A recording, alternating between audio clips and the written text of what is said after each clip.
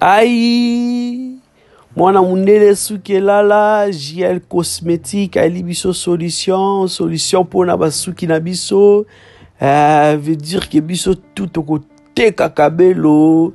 Solution yangoyo pour na kokolisa suki.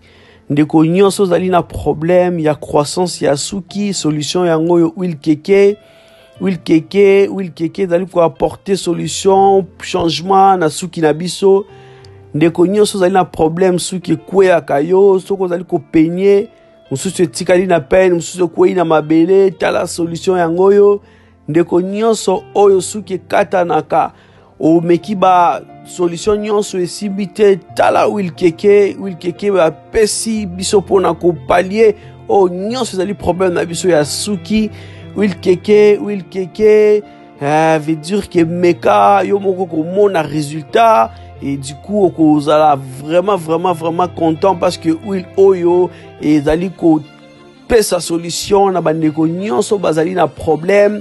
Huile keke salami na plante ya base naturelle et zali ko s'appliquer na mukolo na mwana muke.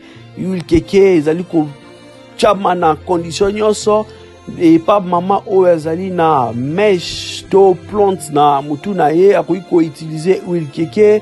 Et biso bandeko mibalo bazali ko luka mandefu ekola ko appliquer huile keke salami pona mutu nyonso oyo azana posa ko kolisa suki olemba luka ba solution ya ndenge na ndenge ozwate tala solution lelo yangoyo solution yangoyo bino moko bozali ko mona na bilili huile keke ezali ko mema changement ezali ko apporter en plus kati na suki na yo.